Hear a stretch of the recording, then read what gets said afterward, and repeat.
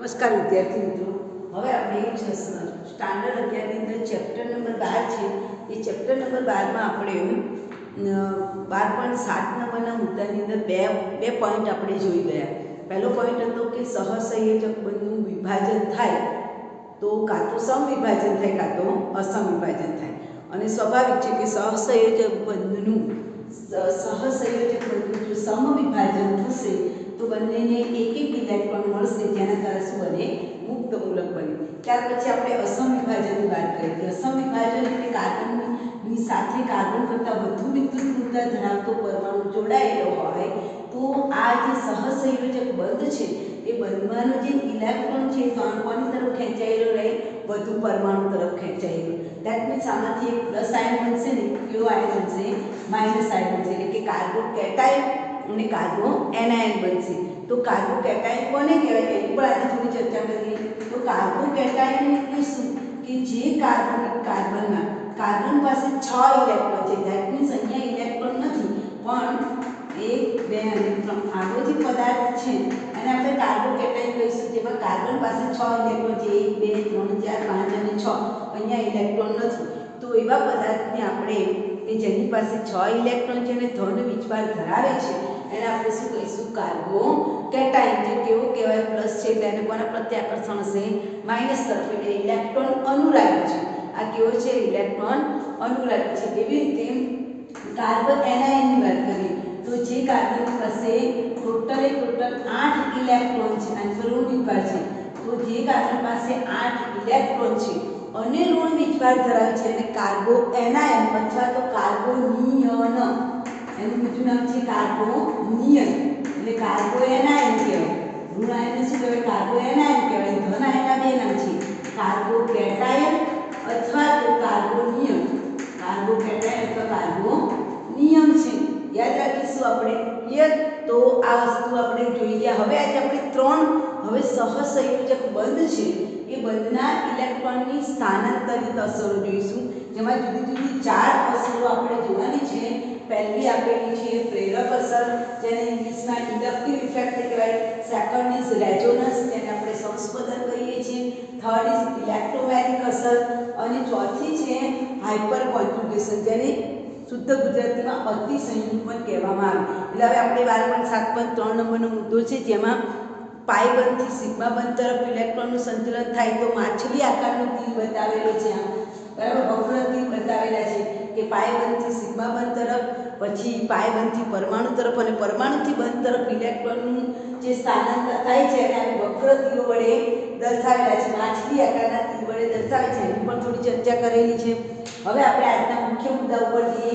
12.7.4 વાળો મુદ્દો છે કે સહસંયોજક બંધ છે એમાં ઇલેક્ટ્રોનનું સ્થાનાંતર કઈ તરફ થાય છે એના આધારે આપણે 4 અસરો જોવાની છે.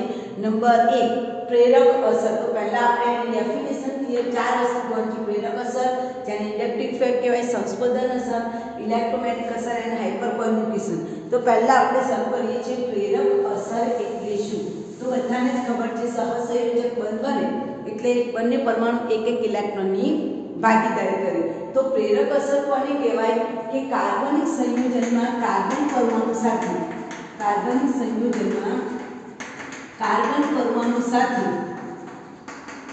વધુ વિદ્યુત ઊર્જા ધરાવતો પરમાણુ જોડાયેલો હોય. વધુ વિદ્યુત ઊર્જા ધરાવતો પરમાણુ જોડાયેલો હોય તો બંધમાંના બંને ઇલેક્ટ્રોન તેની તરફ ખેંચાયેલા રહે છે અને બંધ કેવો બનશે? ધ્રુવીય. બંધ કેવો બને? બંધ ધ્રુવીય બને છે. અને આ ધ્રુવીયતાની અસર તેના પછીના સિગ્મા બંધ ધરાવતા કાર્બન પરમાણુ પર પ્રસરે છે. તેને પ્રેરક અસર, કે જેને ઇંગ્લિશમાં કહેવાય ઇન્ડક્ટિવ ઇફેક્ટ. ઇન્ડક્ટિવ ઇફેક્ટ કહેવામાં આવે છે. That means I. Inductive effect એટલે શું? તો ડેફિનેશન બહુ જ ક્લિયર છે કે તમને જે કાર્બનિક સંયોજન આપેલું છે, માની લો કે તમને મેં આવું સંયોજન આપેલું છે CH3 CH2 CH2 Cl, બરાબર. તો અહીંયા તમે જુઓ આ જે પદાર્થ છે એને હું આવી રીતે બતાવી દઉં છું. અહીંયા H, અહીંયા પણ H, આને પણ હું અહીંયા H, અહીંયા પણ H, બરાબર. અહીંયા Cl છે, બરાબર. અને અહીંયા પણ આપણે H H H. એટલે મેં અત્યારે ઉદાહરણ લીધું છે ક્લોરોપ્રોપેન. લાંબા નામી શુક્લા 3 કાર્બનની અને અહીંયા ક્લોરીન છે. આ ક્લોરોપ્રોપેન લીધેલું છે. અહીં પહેલું વાક્ય આપણે વાંચીએ શું લખ્યું છે? કાર્બનિક સંયોજનમાં કાર્બન પરમાણુ સાથે, ધેટ મીન્સ આ પરમાણુ આ કાર્બન પરમાણુ છે, આ કાર્બન આપણે હાઇલાઇટ કરીએ કાર્બન પરમાણુ છે. આ કાર્બન પરમાણુ અને ક્લોરીન વચ્ચે આ સહસંયોજક બંધ છે. બંધ બનાવવા માટે એક ઇલેક્ટ્રોન આ કાર્બને આપેલો છે અને એક ઇલેક્ટ્રોન આ ક્લોરીને આપેલો છે. ક્લોરીન પાસે કેટલા ઇલેક્ટ્રોન હોય? 7 ઇલેક્ટ્રોન હોય. પણ કાર્બન કરતા આવા પ્રકારનું કોઈ કાર્બનિક સંયોજન આપેલું હોય કે જેમાં કાર્બન કરતા વધુ વિદ્યુતતા ધરાવતો પરમાણુ એની સાથે જોડાયેલો હોય તો બંધમાંના 2 ઇલેક્ટ્રોન કોની તરફ ખેંચાયેલા રહે? આની તરફ, ક્લોરીન તરફ. તો ક્લોરીનની અંશતઃ કેવું વીજભાર ધરાવે? ઋણ વીજભાર ધરાવે. અને કાર્બન પર કેવો વીજભાર આવશે? પ્લસ વીજભાર. ધેટ મીન્સ બંધ કેવો બન્યો? ધ્રુવીય બન્યો. અને આ ધ્રુવીયતાની અસર એના પછીમાં સિગ્મા બનશે. કાર્બન એની પર વર્તાય, એની સૌથી વધારે અસર આની પર વર્તાય, એના કરતાં ઓછી અસર આની પર વર્તાય, એના પછીની અસર. એટલે કહેવાનો મતલબ કે એ ધ્રુવીય બંધ બને છે અને ધ્રુવીયતાની અસર એના પછી નાની તો વિદ્યુતતા વધુ હોવાના કારણે બંધ તરફ ખેંચાયેલો રહે છે અને બંધ ધ્રુવીય બને છે. આ ધ્રુવીયતાની અસર તેના પછીના કાર્બન પરમાણુ પર પ્રસરે છે. એટલે આ કાર્બન પરમાણુ પર એ પ્રસરે છે એને કઈ અસર કહેવાય? પ્રેરક અસર કહેવાય. ટૂંકમાં જે બંધ ખેંચાયેલો છે એ ખેંચાયેલા બંધના કારણે એ ધ્રુવીયતાની અસર આ ઇલેક્ટ્રોન ખેંચાયેલી અસર સૌથી વધુ કયા પરમાણુ પર જોવા મળે? પહેલા નંબરના કાર્બન પર, એના કરતાં ઓછી બીજા નંબરના કાર્બન, એના કરતાં ઓછી ત્રીજા નંબર. એટલે કે પ્રેરકતાની અસર કયા કાર્બન સુધી જોવા મળે? ત્રીજા કાર્બન સુધી. ત્રીજા કાર્બન સુધી ધ્રુવીયતાની અસર જોવા મળે. ચોથા કાર્બનથી અસર કેવી થઈ જાય? એકદમ ઓછી થઈ જાય. જેમ કે આપણે કોઈને ધક્કો મારીએ તો એ ધક્કાની અસર પહેલા નંબરના પદાર્થ પહેલા વ્યક્તિને સૌથી વધારે ધક્કો લાગે, બીજાને એના કરતાં ઓછું, ત્રીજાને એના કરતાં ઓછું. તેમાં ધક્કો છે કે ઇલેક્ટ્રોન ખેંચાય છે અને ઇલેક્ટ્રોન ખેંચાવાથી કયો પરમાણુ પર સૌથી વધારે ખેંચાણ અનુભવાય? કાર્બન પર. એના કરતાં ઓછું ખેંચાણ બીજા નંબર પર, એના કરતાં ઓછું ત્રીજા. એટલે જેમ જેમ તમે દૂર જશો તેમ તેમ કે પ્રેરક અસર કેવી થતી જશે? ઘટતી જશે. અને આ પ્રેરક અસરને આપણે તીરની નિશાની વડે દર્શાવેલી છે. જો મેં અહીંયા તીરની નિશાની બતાવી છે, દેખાય છે? આવા તીરની નિશાની વડે એને દર્શાવવામાં આવે છે કે જેને આપણે શું કહીશું? ઇન્ડક્ટિવ ઇફેક્ટ કહેવામાં આવે છે. તો અહીંયા તમે જોઈ શકો છો કે C અને L વચ્ચે બંધ ધ્રુવીય બને છે અને ધ્રુવીય બનવાથી બંધમાંના 2 ઇલેક્ટ્રોન ક્લોરીન તરફ ખેંચાયેલા છે અને આ વિદ્યુત ઋણતાની અસર, બંધની ધ્રુવીયતાની અસર એના પછીના પહેલા નંબરના કાર્બન ઉપર સૌથી વધારે, એના કરતાં ઓછું બીજા નંબર પર, એના કરતાં ઓછું ત્રીજા નંબર પર. એટલે 3 કાર્બન પરમાણુ સુધી એની અસર જોવા મળે છે. ચોથા કાર્બન પરમાણુથી અસર કેવી થઈ જાય છે? ઓછી થઈ જાય છે. આને પણ આપણે ધન અસર, ઇન્ડક્ટિવ અસરના પણ 2 પ્રકાર છે. પ્લસ આઈ અસર કે જેને ધન પ્રેરક અસર કહેવાય. ગુજરાતીમાં એને ધન પ્રેરક અસર કહીશું. બરાબર. આ વ્યાખ્યા લખી છે, લખી નાખજો વ્યાખ્યા. ધન પ્રેરક અસર એટલે શું અને ઋણ પ્રેરક અસર એટલે શું? એટલે પ્રેરક અસરને ઇંગ્લિશમાં ઇન્ડક્ટિવ ઇફેક્ટ કહેવાય. તો ધન પ્રેરક અસર એટલે શું? કે જે પરમાણુ કે સમૂહ હાઇડ્રોજન કરતાં વધુ વિદ્યુત ઋણતા, જો આ હાઇડ્રોજન કરતાં ક્લોરીનની વિદ્યુત ઋણતા વધુ છે તો એને ઋણ પ્રેરક અસર કહેવાય. બરાબર. ઋણ પ્રેરક અસર, ઋણ પ્રેરક અસર અહીંયા લખું છું માઇનસ આઈ અસર એટલે ઋણ પ્રેરક અસર. તો ઋણ પ્રેરક અસર કોને કહેવાય? કે જે પરમાણુ કે સમૂહની ઇલેક્ટ્રોનને આકર્ષવાની વૃત્તિ હાઇડ્રોજન કરતાં વધારે હોય, જેવા કે તમે જો હાઇડ્રોજન કરતાં ક્લોરીનની ઇલેક્ટ્રોનની આકર્ષવાની વૃત્તિ વધારે છે तो आ केवी प्रेरक असर कहेवाय? ऋण प्रेरक असर कहेवाय। तो વધારે હોય તો તેને ઋણ પ્રેરક અસર કહે છે। અને એના ઉદાહરણ લખવા હોય તો ફ્લોરિન, ક્લોરિન, ઉદાહરણ તરીકે કયા ઉદાહરણ આવે? તો ફ્લોરિન, ક્લોરિન, બ્રોમિન, આયોડિન બધા જ એવા ઘટકો જેની પાસે અબંધકારક ઇલેક્ટ્રોન છે। સાયનાઇડ, NO2 ઉદાહરણ લખજો ખાસ, NO2 minus, cyanide compound, OH minus ion, આ બધા જ અણુ OH minus, methoxy group OH minus, પછી મિથોક્સી, પછી એસિડ, આ બધા કમ્પાઉન્ડ એવા છે કે જેની વિદ્યુત ઋણતા હાઇડ્રોજન કરતાં વધારે છે। તો જેની વિદ્યુત ઋણતા હાઇડ્રોજન કરતાં વધુ હોય એટલે કે ઇલેક્ટ્રોનને આકર્ષવાની વૃત્તિ હાઇડ્રોજન કરતાં જેની વધારે હોય એને ઋણ પ્રેરક અસર કહેવાય। ફ્લોરિન, ક્લોરિન, બ્રોમિન, આયોડિન, અહીંયા ક્લોરિન છે તો આ પણ કેવી અસર કહેવાય? ઋણ પ્રેરક અસર કહેવામાં આવે છે। સાયનાઇડ છે, fluorine, chlorine, bromine, iodine, NO2 કોઈ પણ ગ્રુપ આપેલા હોય તેને ઋણ પ્રેરક અસર કહેવામાં આવે છે। એવી રીતે આપણે ધન પ્રેરક અસર એટલે જે પરમાણુ કે સમ, હવે આ વ્યાખ્યા તમે લખી નાખી છે। હવે આપણે ધન પ્રેરક અસરની વ્યાખ્યા જોઈએ તો ધન પ્રેરક અસર એટલે શું? કે જે પરમાણુની સમૂહ, ધન પ્રેરક અસર પ્લસ અસરનું ગુજરાતીમાં લખાય ધન પ્રેરક અસર। તો ધન પ્રેરક અસર એટલે શું? કે જે પરમાણુ કે સમૂહ ઇલેક્ટ્રોનને આકર્ષવાની વૃત્તિ કોના કરતાં વધારે હોય? હાઇડ્રોજન કરતાં ઓછી હોય। હાઇડ્રોજન કરતાં આકર્ષવાની વૃત્તિ ઓછી હોય એને ધન પ્રેરક અસર કહેવામાં આવે છે। ઉદાહરણ તરીકે કયા પદાર્થ એવા છે કે જેની વૃત્તિ હાઇડ્રોજન કરતાં ઓછી છે? મિથાઇલ, ઇથાઇલ, પ્રોપાઇલ એવા દાખલા તરીકે તૃતીયક છે તો આ તૃતીયકને હાઇડ્રોજનને આકર્ષવાની વૃત્તિ બહુ ઓછી છે, એના કરતાં પણ ઓછી વૃત્તિ કોની છે? દ્વિતીયકની છે, બરાબર। એના કરતાં પણ ઓછી વૃત્તિ કોની છે? પ્રાથમિકની છે। તો ગ્રુપમાં મિથાઇલ, ઇથાઇલ ગ્રુપ છે એની હાઇડ્રોજનને આકર્ષવાની વૃત્તિ કેવી છે? ઓછી છે। એમાં તૃતીયક મિથાઇલની સૌથી વધારે, એના પછી દ્વિતીયક પ્રાથમિક અને પછી CS। તો આ તમારું ઉદાહરણ યાદ રાખવાનું છે કે હાઇડ્રોજન કરતાં ઓછી વિદ્યુત ઋણતા કોની છે? તો મિથાઇલ સમૂહ ધરાવતા પદાર્થની। પછી એ 3 ડિગ્રી વાળો પણ હોઈ શકે, એ 2 ડિગ્રી વાળો પણ હોઈ શકે, એ 1 ડિગ્રી વાળો પણ હોઈ શકે। તો આ થઈ ગઈ તમારી પ્રેરક અસર। રિપીટ કરું છું, પ્રેરક અસર એટલે કાર્બનની સાથે એવો પરમાણુ જોડાયેલો છે કે જેની વિદ્યુત ઋણતા વધારે છે એટલે કાર્બન ધન વીજભારિત બનશે અને ક્લોરિન ઋણ વીજભારિત બનશે અને આ જે ધ્રુવીયતાની અસર થશે એ એના પછીના પરમાણુ પર પેલું પાણી પ્રસરે એમ પ્રસરણ પામે છે, એને આપણે શું કહીશું? પ્રેરક અસર। કોઈને ધક્કો મારે છે એટલે કે એ ઇલેક્ટ્રોનને ખેંચવાની વૃત્તિ, આ ક્લોરિન છે એ કોના ઇલેક્ટ્રોન સૌથી વધારે ખેંચી શકે? તો પહેલા નંબર, એના પછીના બીજા નંબરના ઇલેક્ટ્રોન પણ એની તરફ થોડા ખેંચે, ત્રીજા નંબરના ઇલેક્ટ્રોન થોડા ખેંચે, પછી ચોથા પાંચમા પદાર્થના ઇલેક્ટ્રોન ખેંચવાની વૃત્તિ ક્લોરિનની કેવી થઈ જાય? ઓછી। ધેટ મીન્સ ક્લોરિનની બંધના ઇલેક્ટ્રોનને ખેંચવાની વૃત્તિ 3 કાર્બન સુધી વધુ જોવા મળે, ચોથા કાર્બનથી અસર કેવી થઈ જાય? નહીવત થઈ જાય। તો આ પહેલું ડેફિનેશન થઈ ગયું પ્રેરક અસર, જેને ઇંગ્લિશમાં ઇન્ડક્ટિવ ઇફેક્ટ કહેવામાં આવે છે। હવે સેકન્ડ મુદ્દો આપણે જોઈશું રેઝોનન્સ। પહેલા તો સંસ્પદન એટલે શું એની વ્યાખ્યા લખીશું।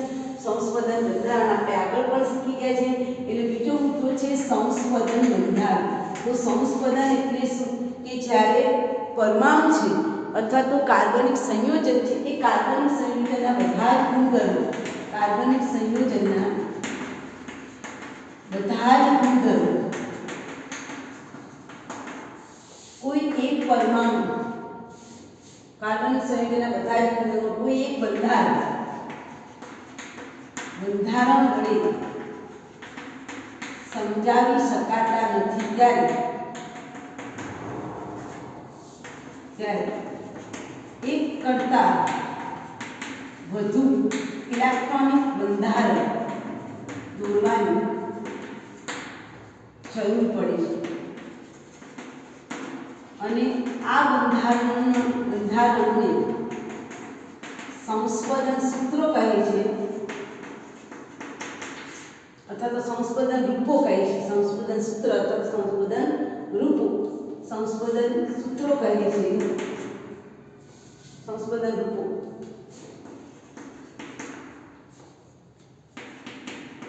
તથા સંસ્પદનની ઘટના કહેવાય, જેને ઇંગ્લિશમાં રેઝોનેન્સ કહેવામાં આવે છે, રેઝોનન્સ. અને મેસોમેરિક ઇફેક્ટ પણ કહીશું. આગળ આવશે ઇલેક્ટ્રોમેરિક અસર, સંસ્પદન અસર છે એની રેઝોનન્સ અસર કહીશું. એના પછી આગળ આપણને એની રેઝોનન્સ, તો રેઝોનન્સ સ્ટ્રક્ચર એટલે શું? તો કે જ્યારે કાર્બનિક સંયોજનના બધા જ ગુણધર્મો, દાખલા તરીકે હું બેન્ઝીન દોરું છું, તો બેન્ઝીનની અંદર તમે જો 6 કાર્બન અને 6 હાઇડ્રોજનની શૃંખલા છે, બરાબર. 6 કાર્બન 6 હાઇડ્રોજનની શૃંખલા છે, 3 પાયરન છે અને 3 પાયરન સતત એકબીજામાં રોટેશન કરે છે. એટલે કોઈ એક આ એક બંધારણમાંથી બધા જ ગુણધર્મો, એનો વિસ્થાપનનો ગુણધર્મ, એનો યોગશીલ પ્રક્રિયાનો ગુણધર્મ નથી સમજાવી શકતી. એટલે એનું બીજું બંધારણ આપણે આવું પણ જોઈએ છીએ, કારણ કે થોડીક જ વારમાં એ પાયબંધ છે, જ્યાં ડબલ બોન્ડ છે ત્યાં સિંગલ થઈ જશે, જ્યાં સિંગલ બોન્ડ છે ત્યાં ડબલ બોન્ડ થઈ જશે. તો આવું જે બંધારણ છે એને એનું કયું સ્વરૂપ કહેવાય? એનું સંસ્પદન રૂપ કહેવાય. આ એને સંસ્પદન સૂત્રો દોર્યા કહેવાય. અને આ જે નિશાની છે એ સંસ્પદન બંધારણની નિશાની છે. કે બે સંસ્પદન સૂત્રો દોરવા હોય તો તમારે આવી તીરની નિશાની દોરવી પડે. એવી રીતે દાખલા તરીકે તો બેન્ઝીનના બે સંસ્પદન સૂત્રો છે, એવી રીતે તમને પરીક્ષામાં CO2 ના સંસ્પદન સૂત્રો દોરવાના પૂછાય. તો CO2 નું જે જનરલી બંધારણ આપણે આવું દોરીએ છીએ કે આ બાજુ ડબલ બોન્ડ અને આ બાજુ ડબલ બોન્ડ, બરાબર. 1 2 3 4 5 અને 6, પણ 1 2 3 4, બરાબર. અને અહીંયા કાર્બનના 4 ઇલેક્ટ્રોન વપરાઈ જાય છે. ઓકે, તો આમાં તમે જો ક્યારેક એવું પણ બનશે કે આમાંથી આ સંસ્પદન જે સિંગલ બોન્ડ છે, ડબલ બોન્ડ છે ત્યાં ટ્રિપલ બોન્ડ થઈ જાય, બરાબર. અને આ બાજુ સિંગલ બોન્ડ થઈ જાય. આવું એક બંધારણ જોવા મળશે કે જેમાં સંસ્પદન આપણે એક જ બંધારણથી એના બધા ગુણધર્મો નથી સમજાવી શકતા. એટલે મેં આવું પણ બંધારણ ટૂંક સમયમાં પાછું જ્યાં ટ્રિપલ બોન્ડ હતું એમાં અહીંયા સિંગલ બોન્ડ થઈ જાય અને આ બાજુ ટ્રિપલ બોન્ડ થઈ જાય, તો આ પણ એનું એક સંસ્પદન સૂત્ર કહેવામાં આવે છે. તો અહીંયા તમે જો CO2 ના 3 સંસ્પદન સૂત્રો દોર્યા છે, જેમાં આ સંસ્પદન સૂત્રોમાં બંને બાજુ ડબલ બોન્ડ છે, આ સંસ્પદન સૂત્રમાં આ બાજુ સિંગલ બોન્ડ ને આ બાજુ ટ્રિપલ બોન્ડ છે, અને આ ત્રીજા સંસ્પદન સૂત્રમાં અહીંયા 3 બોન્ડ છે અને અહીંયા સિંગલ બોન્ડ. કેમ આ બધા બંધારણ દોરવા પડે? કારણ કે આ બધા બંધારણનો સમન્વય કરીએ છીએ ત્યારે CO2ના બધા જ ભૌતિક અને રાસાયણિક ગુણધર્મો હું સમજાવી શકું છું. એ વગર આપણે સમજાવી શકતા નથી. એટલે પહેલું વાક્ય લખ્યું છે કે કાર્બનિક સંયોજનના બધા જ રાસાયણિક અને ભૌતિક ગુણધર્મો આપણે કોઈ એક બંધારણને પકડી રાખી તો એનાથી સમજાવી શકતા નથી. એટલે એના એક કરતાં વધારે ઇલેક્ટ્રોનિક બંધારણ કે જેમાં ઇલેક્ટ્રોનનું એકમાંથી બીજામાં સ્થાનાંતર થતું હોય એવા સંસ્પદન સૂત્રો આપણે દોરવા પડે છે. અને આવા ઇલેક્ટ્રોનિક બંધારણને આપણે સંસ્પદન સૂત્રો કહીશું. અને એ સંસ્પદન સૂત્રો બનવાથી જે ઘટના બને છે એને આપણે સંસ્પદનની ઘટના કહીશું. એટલે પરીક્ષામાં ઘણી વખત તમને પૂછાય છે CO2 ના સંસ્પદન સૂત્રો દોરો, આલ્ડીહાઇડના સંસ્પદન સૂત્રો દોરો, તો તમારે શું ધ્યાનમાં રાખવાનું? દાખલા તરીકે તમને આવો સવાલ પૂછાય છે કે આના સંસ્પદન સૂત્રો દોરો, તો આ જે તમારો આ પાયબંધ છે એ ક્યારેક અહીંયા જતો રહે.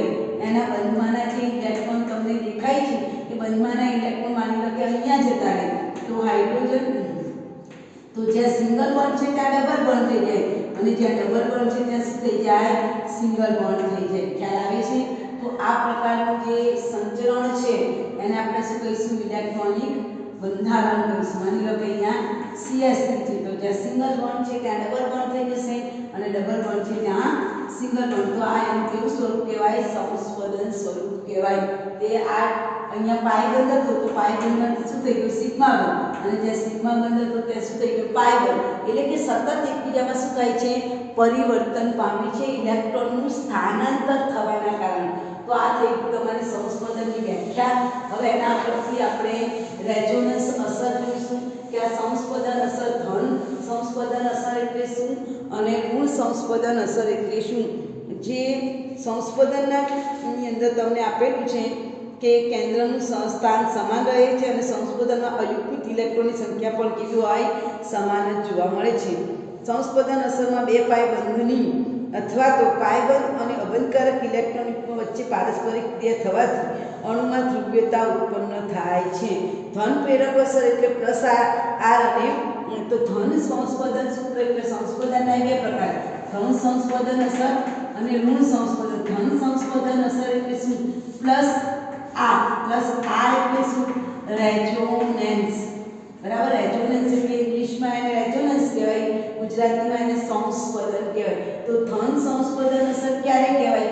જ્યારે તમારા બેન્ઝીન વલયની ઉપર કયા કયા સમૂહ આવેલા હોય ત્યારે ધન સંસ્પંદન અસર કહેવાય. તો એ કયા સમૂહ જોવા મળશે? ઇલેક્ટ્રોન આકર્ષક સમૂહો જેવા, ધારો કે હેલોજન હોય, OH હોય, તો ધન સંસ્પંદન અસર ક્યારે જોવા મળે? કે બેન્ઝીન વલય પર કાં તો તમને હેલોજન એટલે કે બેન્ઝીન વલય પર ક્લોરીન, ક્લોરીન, બ્રોમિન, આયોડિન આપેલા હોય, અથવા તો OH માઇનસ અણુ હોય, અથવા તો NH2 અણુ આપેલું હોય, અથવા તો તમને મિથોક્સી ગ્રુપ આપેલો હોય, એસ્ટર આપેલો હોય, એસ્ટર આપેલો હોય, બરાબર. આને એસ્ટર કહેવાય. એસ્ટર આપેલો હોય, ઇથર આપેલું હોય, તો એને ધન સંસ્પંદન અસર કહેવામાં આવે છે. ફરીથી રિપીટ કરું છું. આલ્કોહોલ હોય, કાં તો હેલોજન હોય, કાં તો ઇથર હોય, કાં તો એસ્ટર હોય, કાં તો પ્રાથમિક તૃતીયક અને તૃતીયક એમાઇન. આ NH2 છે એ પ્રાથમિક પણ હોઈ શકે, દ્વિતીયક પણ હોઈ શકે અને તૃતીયક પણ. આટલા ક્રિયાશીલ સમૂહ જ્યારે તેની પર બેન્ઝીન વલય પર આપેલા હોય ત્યારે એને ધન સંસ્પંદન અસર કહેવાય. તેની વ્યાખ્યા શું થાય? કે જે ઇલેક્ટ્રોન સંયુગ્મ પ્રણાલીમાં જોડાયેલા પરમાણુ કે સમૂહ વિસ્થાપક સમૂહથી દૂર સ્થાનાંતર પામે છે, અને ઇલેક્ટ્રોનના આ વિસ્થાપનને કારણે કેટલાક સ્થાને વધુ ઇલેક્ટ્રોનની ઘનતા પેદા થાય છે. આ અસરને ધન સંસ્પંદન અસર કહેવામાં આવે છે. બરાબર સમજો. આટલે શું લખ્યું છે? કે વિસ્થાપક સમૂહથી દૂર સ્થાનાંતર પામે. આના માથા દાખલા તરીકે જો અહીંયા જુઓ, વિસ્થાપક સમૂહ તરીકે હું છે ને આ ડબલ સિંગલ અહીંયા NH2 લઉં છું. જોજો, બરાબર સમજવું. તો નાઇટ્રોજન પાસે બધાને ખબર છે અબંધકારક ઇલેક્ટ્રોન. નાઇટ્રોજનની છેલ્લી કક્ષામાં 5 ઇલેક્ટ્રોન છે.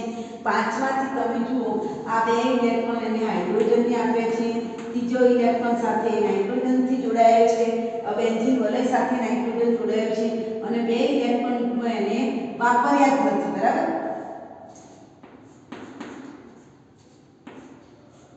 બરાબર. તો આ જે ઇલેક્ટ્રોન યુગ્મ છે એ ઇલેક્ટ્રોન યુગ્મ ઘડીકમાં આ સ્થાન ઉપર સ્થાનાંતર કરશે, ઘડીકમાં એટલે આને તમે દોરો ત્યારે આ ઇલેક્ટ્રોન યુગ્મ તમને દેખાય છે એ ઇલેક્ટ્રોન યુગ્મ શું કરશે? સ્થાનાંતર કરશે અને અહીંયા જે સિંગલ બોન્ડ છે ત્યાં ડબલ બોન્ડ બનશે. જોજો, આ N છે એના ઇલેક્ટ્રોન યુગ્મ બેન્ઝીન વલય ઉપર ફરે છે. એક ઇલેક્ટ્રોન યુગ્મ કૂદકો લગાવીને અહીંયા આવી જાય અર્ધો સ્થાને. તો જે સ્થાનમાં આવી જાય ત્યાં આગળ આપણે એક ખૂણો છોડી દેવાનો.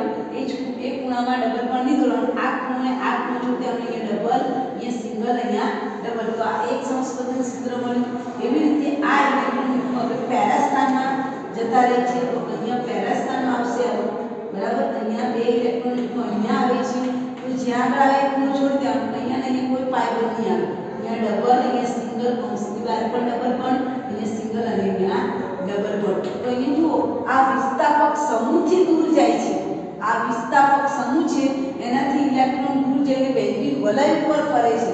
હવે પાછું આ ઇલેક્ટ્રોન અહીંયા એટલે વિસ્થાપક સમૂહથી દૂર. આ શબ્દ યાદ રાખજો. વિસ્થાપક સમૂહથી દૂર સ્થાનાંતર થાય છે. તમે જોઈ શકો છો.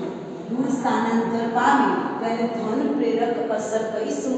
અહીંયા તમે જુઓ હવે આ ઇલેક્ટ્રોન અહીંયા સ્થાનાંતર પામે છે.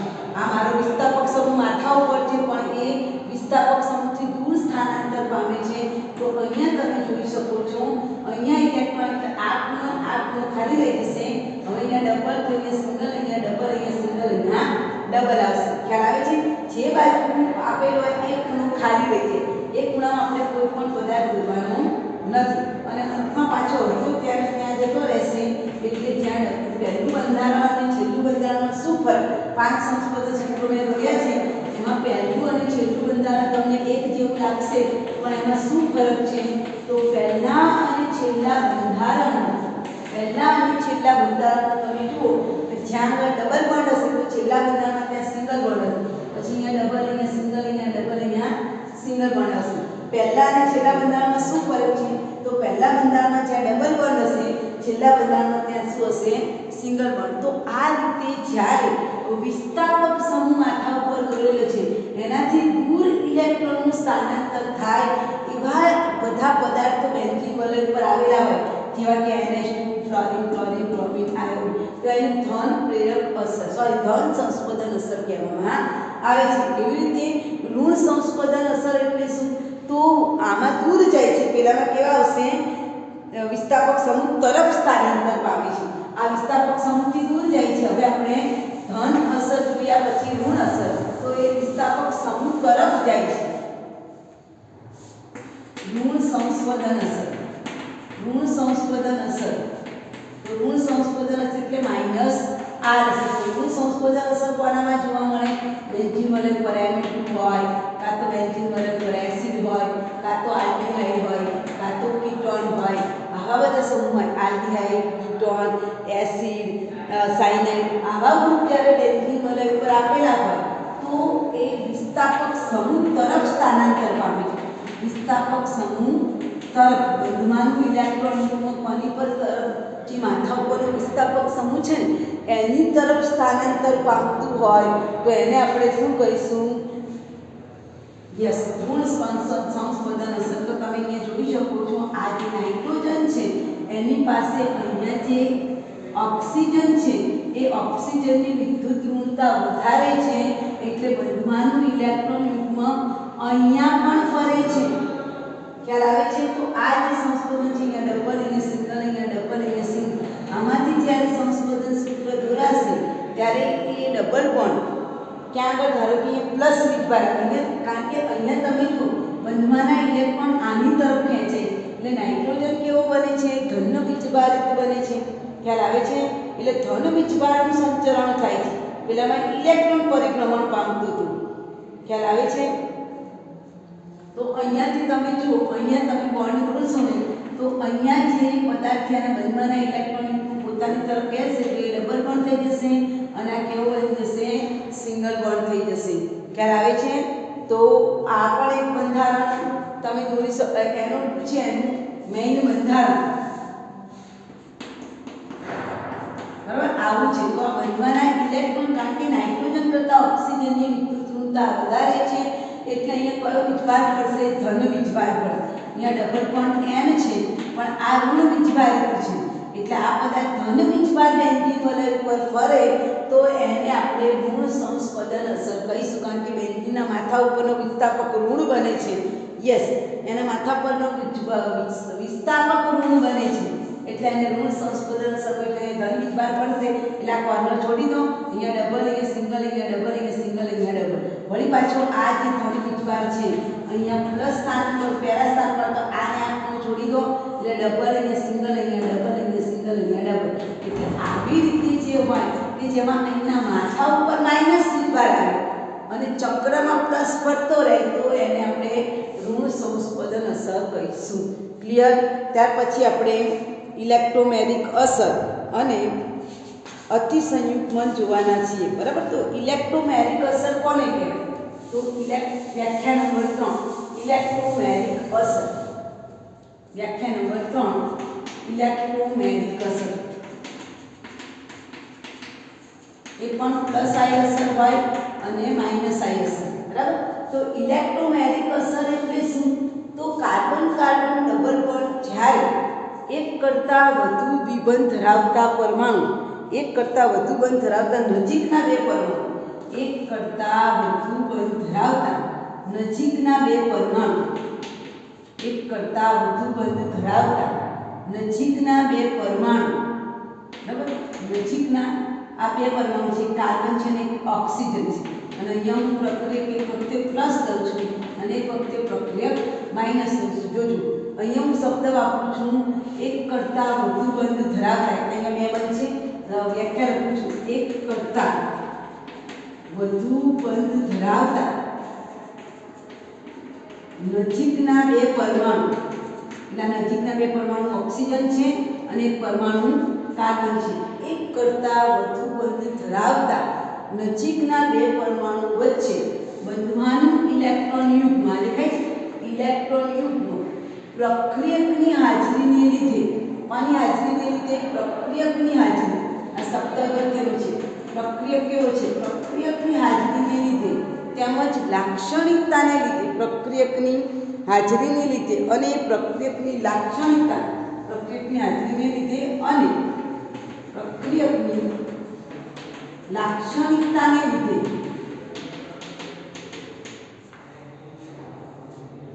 પ્રક્રિયકની હાજરીને લીધે અથવા તો પ્રક્રિયકની લાક્ષણિકતાને લીધે વધુ વિદ્યુત ઋણ પરમાણુ તરફ ખસે છે.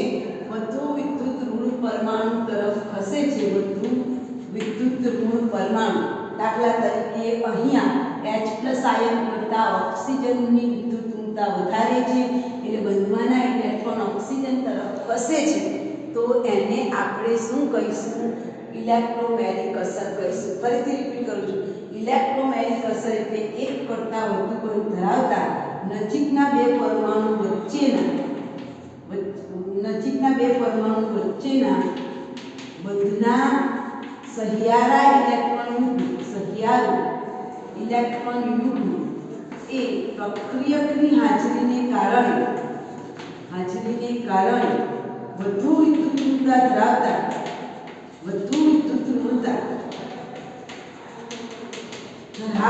પરમાણુ તરફ ખેંચાય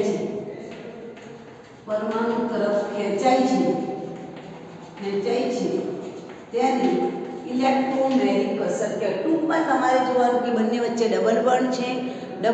પછી પ્રક્રિયક જોવાનું કે પ્રક્રિયક છે એની વિદ્યુત ઋણતા વધારે છે કે આની વિદ્યુત. અહીંયા તમે જો એની H+ આયન છે તો H+ આયનની વિદ્યુત ઋણતા ઓછી છે ઓક્સિજન કરતાં, એટલે H+ આયનની વિદ્યુત ઋણતા ઓછી એટલે બંધવાના ઇલેક્ટ્રોન કોની તરફ ખેંચાય? ઓક્સિજન તરફ ખેંચાય. અને હાઇડ્રોજન છે કોની તરફ જશે? કાર્બન તરફ જોડાય, અહીંયા જોડાય. તો એને આપણે શું કહીશું? ઇલેક્ટ્રોમેરિક અસર. ફરીથી રિપીટ કરું છું. એક કરતાં વધુ બંધ ધરાવતા નજીકના બે પરમાણુ વચ્ચે જે ઇલેક્ટ્રોન યુગ્મ બન્યું છે એ ઇલેક્ટ્રોન યુગ્મ આ પ્રક્રિયકની હાજરી આવવાના કારણે ડબલ બોન્ડ તૂટવા માંડે. ટૂંકમાં ડબલ બોન્ડ તૂટે કોની હાજરીના કારણે? પ્રક્રિયકની હાજરીના કારણે.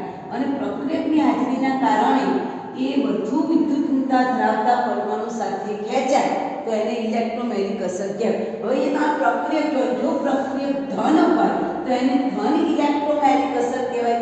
જો પ્રક્રિયક માથા ઉપર ઋણ વિચવારિત હોય તો એને ઋણ ઇલેક્ટ્રોમેરિક અસર કહેવાય. ફોર એક્ઝામ્પલ અહીંયા હું તમને ઉદાહરણ આપું છું. અહીંયા તમને મેં ધારો કે આલ્ડીહાઇડ વાળો પદાર્થ આપેલો છે CH3COOH વત્તા H+ આયન આપેલું છે. તો અહીંયા તમે જુઓ આ H+ આયનની વિદ્યુત ઋણતા ઓછી છે. આ બંધવાના બે પરમાણુ છે, બરાબર. આનું ઇલેક્ટ્રોન યુગ્મ કોની તરફ ખેંચાય? વધુ વિદ્યુત ઋણતા ધરાવતા પરમાણુ તરફ. એટલે મારો હાઇડ્રોજન કોની સાથે જોડાવાનો છે?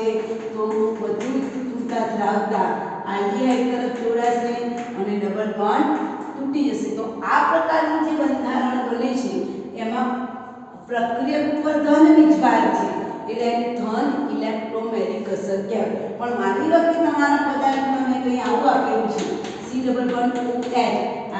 આ નજીકના બે પરમાણુ છે, એની વચ્ચે ડબલ બોન્ડ બનેલું છે, પણ અહીંયા પ્રક્રિયક Cn- છે.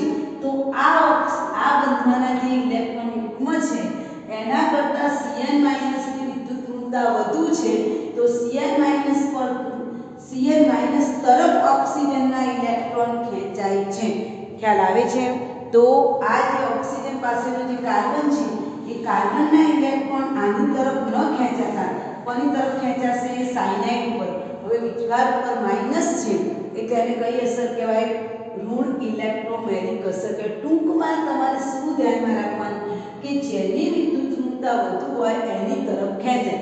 આમાં ધન આયનની વિદ્યુત ઋણતા ઓછી છે એટલે બંધવાના ઇલેક્ટ્રોન ઓક્સિજન તરફ ખેંચાયા. આમાં ઓક્સિજન કરતાં પણ સાયનાઇડની વિદ્યુત ઋણતા વધારે છે એટલે એની બાજુનું જે કાર્બન છે એ કોની તરફ ખેંચાય છે? સાયનાઇડ તરફ ખેંચાય છે. કે અને એમાંથી બંધ આવો બને છે CH2Cn. અહીંયા જે છે એ સિંગલ બોન્ડ શું થઈ જશે? ડબલ બોન્ડ બની જશે. તો આવી રીતે જે બંધારણ બને છે, બરાબર, એને આપણે શું કહીશું? CH ઓક્સિજન માઈનસ બનશે, બરાબર. તો એને આપણે શું કહીશું? ઋણ ઇલેક્ટ્રોમેરિક અસર જોવા મળે છે. ક્લિયર? તો આટલી અસર આપણે રાખીએ છીએ. આવતીકાલે આપણે અતિ સંયુગ્મન વાળો ટોપિક જોઈશું. હાઇપર કોન્જ્યુગેશન કોને કહેવાય? કારણ કે હાઇપર કોન્જ્યુગેશનના બંધારણ તમારે દોરવામાં આવે છે. અતિસંયુગ્મન કહેવાય. અને અતિસંયુગ્મનના આધારે તમારે નક્કી કરવાનું હોય છે કે સૌથી વધારે સ્થાયીતા કોની છે, કયો પરમાણુ 3 ડિગ્રી કાર્બન વધુ સ્થાયી છે કે 2 ડિગ્રી કે 3 ડિગ્રી. તો એની વસ્તુની આપણે આવતીકાલે ચર્ચા કરવાના છે. કયો ટોપિક? અતિસંયુગ્મન. આજે આપણે 3 ટોપિકની ચર્ચા કરી. પ્રેરક અસર, ઇલેક્ટ્રોમેગ્નેટિક અસર જોઈ ગયા, બરાબર, ઇન્ડક્ટિવ અસર જોઈ ગયા. નંબર 2 સંસ્પદનની વ્યાખ્યા જોઈ, સંસ્પદન અસર જોઈ ગયા બેન્ઝીન વડે. પણ એને નંબર 3 આપણે ઇલેક્ટ્રોમેગ્નેટિક અસર જોઈ. ધ્યાનમાં રાખો, ઇલેક્ટ્રોમેગ્નેટિક અસરમાં બંધનું સહિયારું ઇલેક્ટ્રોનિક પ્રક્રિયકની હાજરીના કારણે, શબ્દ બહુ જ અગત્યનો છે, પ્રક્રિયકની હાજરીના કારણે અથવા તો પ્રક્રિયકની લાક્ષણિકતાના કારણે વધુ વિદ્યુતતા ધરાવતા પરમાણુ તરફ ખસે છે. એટલે આપણે એને શું કહીએ છીએ? ઇલેક્ટ્રોમેગ્નેટિક અસર. જો પ્લસ ઇલેક્ટ્રોમેગ્નેટિક અસર હોય તો પ્રક્રિયક ધન વીજભારિત થશે. જો માઇનસ ઇલેક્ટ્રોમેગ્નેટિક અસર હશે તો પ્રક્રિયક કેવો હશે? ઋણ વીજભારિત જોવા મળે છે. આવતીકાલે આપણે અતિસંયુગ્મનની વ્યાખ્યા જોઈશું અને એના ઉદાહરણ જોઈશું. ત્યાર પછી નવો ટોપિક આપણે જોવાના છે કાર્બનિક પ્રક્રિયાઓના પ્રકાર. Okay, all the best.